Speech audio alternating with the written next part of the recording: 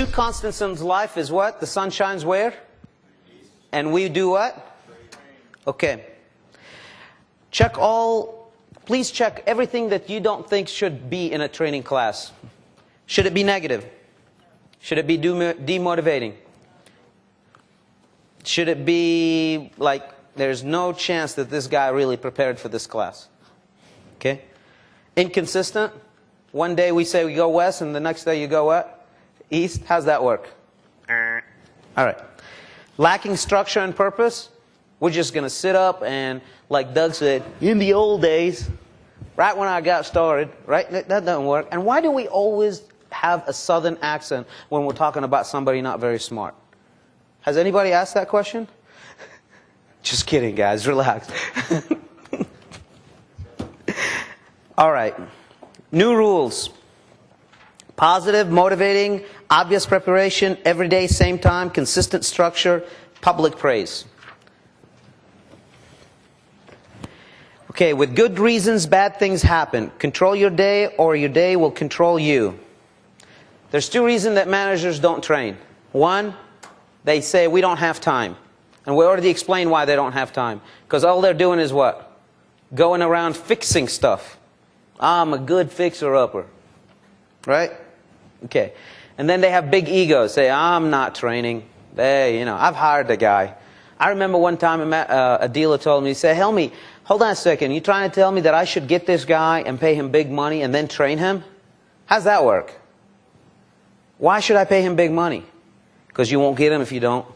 And he's a good guy and he has a lot of talent. Why should I train him? Because he'll become dumb and stupid if you don't.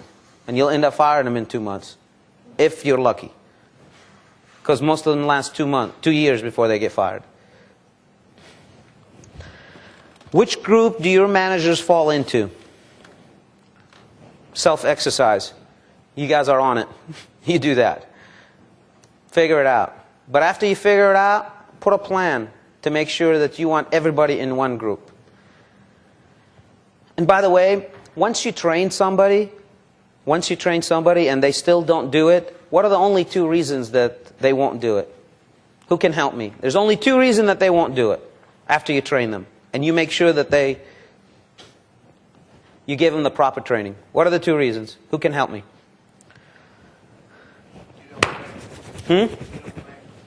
I don't make, well, they say leaders you don't make, you just find. Okay, I'll take that, but I think you can polish some people. But what are the 2 reasons that after you train somebody, they still don't do it? Follow up? What is it? They don't get it. That means they're stupid. They're just not trainable, right? I agree. That's one reason. And by the way, if they're stupid and they're not capable of learning, should you keep them? Okay. Now, does that mean they're stupid somewhere else? Does that mean they're bad people? Does that mean they're just a very unproductive member of the society? No, they're just become an unproductive member in the car business. Have a nice day. Okay, what's the second reason? They don't wanna. They don't want to do it. They're very capable of doing it. They can do it better than you. But they just don't want to. Should you keep them? Huh? No. What? No. Next. I think I would fire that guy much faster than I would fire the guy that is just not very smart. Right? And I love everybody say, man, I'm going to just... Let me tell you something. I'm going to have one hell of a motivating class right now. I'm going to get everybody fired up. Which is good, right? Good. Now you got a bunch of motivated idiots. Because none of them know what they're doing. But they're all out there charging. And the worst thing you can have is somebody that is excited and pumped up and doesn't know how to do it. He's going to cause a lot of damage. My son, my 4-year-old, he's fired up about being behind the steering wheel. Who would like me to throw him a key and tell him, here you go, this is how you do the gas? They still got to know how to do it. Okay. All right, let's talk about a training schedule that works, and we're going to move on. 1.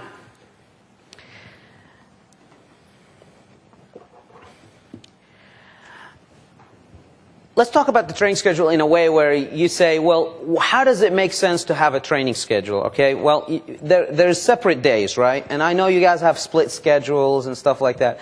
By the way, if you're in the process of getting a dealership engaged, as in taking it from one step to the other, I want to just suggest this to you, and I know some of you might not agree with me, and that's okay. I think it's absolutely impossible to get a dealership engaged and take it to the next level if you have something called a split schedule, where people show up in the morning and show up in the afternoon and days off in the middle. That just does not work. Now, is it a permanent thing? No. But for you to get the core group in and for you to get your guys going in the right direction, you have to have them show up early in the morning so you can get your training class, because afternoon training classes are a little hard to engage, because the minute you have an afternoon training session, what happens?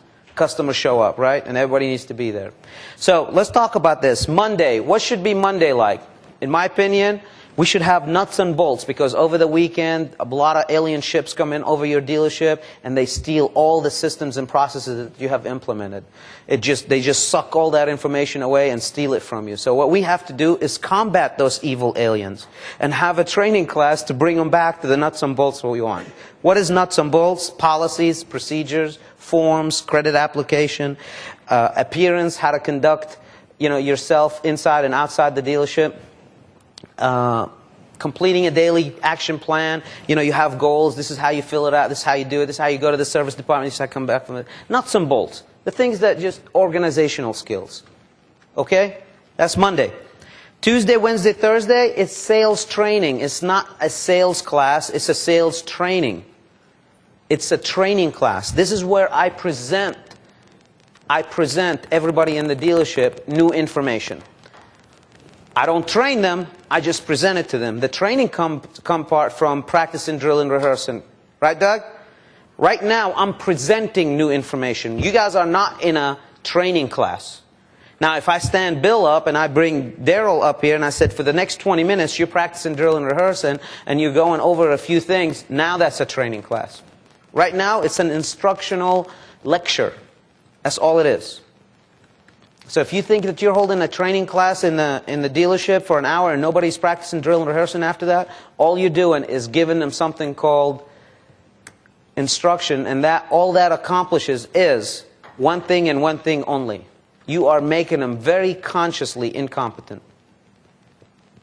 Now they know they suck. That's very frustrating, isn't it?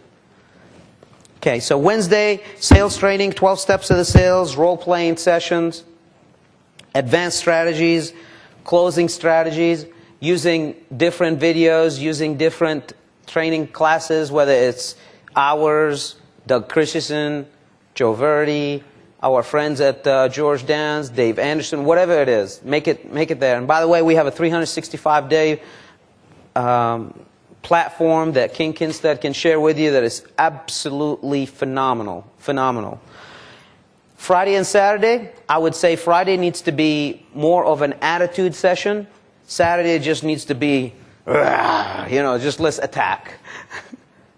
Unleash the tiger from within. What is it? Inspiration, energy, enthusiasm. Maybe you just put a Glenn Ross movie on. Maybe put an Anthony Robbins, maybe put something movie on, maybe you prepare a speech, maybe you bring a speaker from outside, something that much fun. Sounds good? But that's the class it should look like. Okay.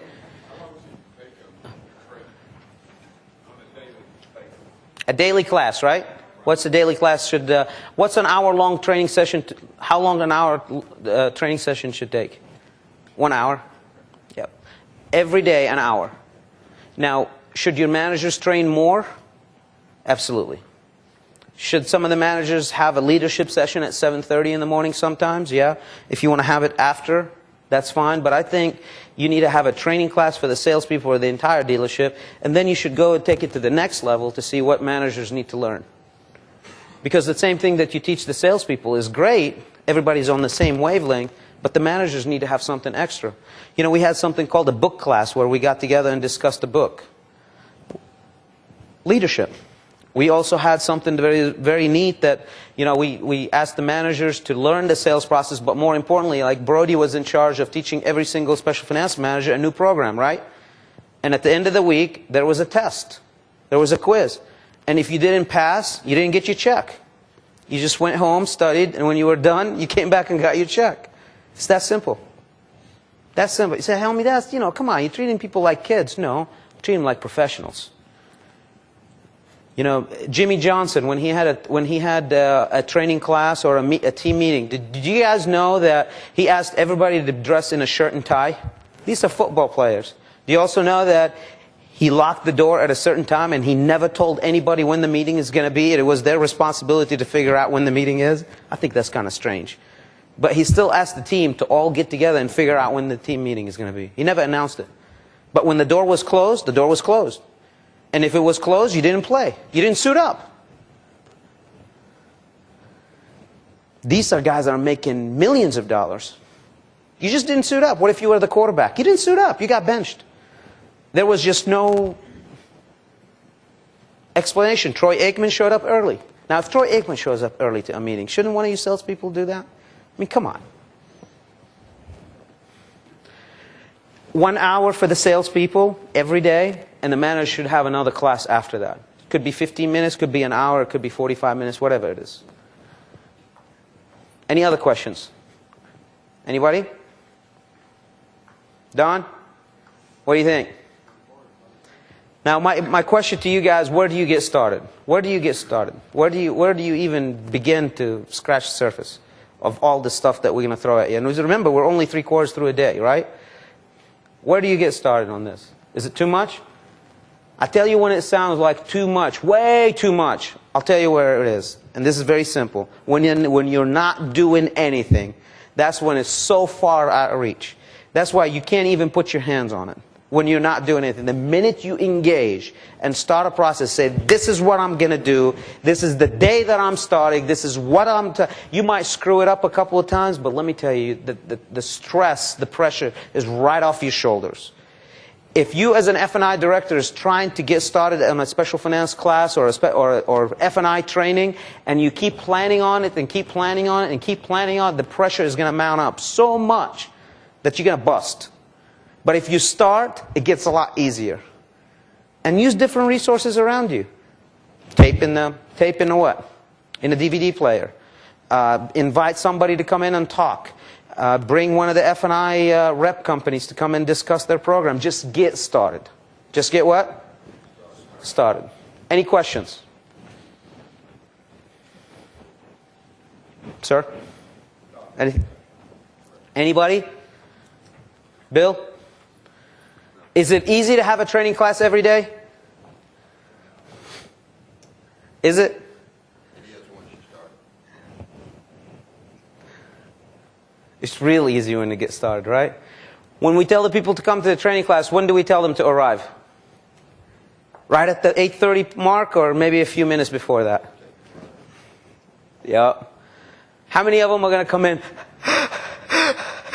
You know, because they're like, you know, they're about to have a heart attack because they've been running from their car to your training class. Should you make a big deal out of that? Yeah, just laugh a couple times, but explain to them that that's not appropriate and you want them there. What's the worst way to start a training class? Come in Jesus meeting. You guys suck. You all stink. How many cars? 3? It took all of you to sell 3? These results stink. You are the worst group of people I ever seen in my life. Let me tell you something. If it wasn't, if I could teach a dog how to sell a car, I would. I think, as a matter of fact, if I could teach a dog how to hold a note in his mouth, he would sell more cars than you. You guys are all horrible. Blah, blah, blah, blah, blah, blah, blah. And then, okay, and today we're going to discuss how to overcome objections. Is everybody with me?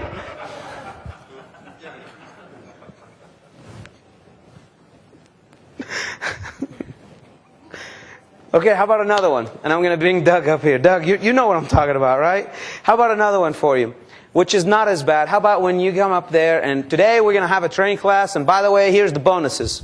You know, if you sell 2 cars, you're going to get this, 3 for $100, blah, blah, blah. And you know, this is what we're having on a sale event next week. And the following week, we're going to do this, blah, blah, blah, blah, blah, blah, blah, blah. And you just go over all that. And by the way, I want to tell John, you're doing a great job, man. You're leading the team. That's a wonderful work. Hey, you can't get anything done. But man, I'm proud of you. Just keep it up, okay? Because okay, all right. And today, we're going to discuss the 12 steps of the sale. That's just as bad.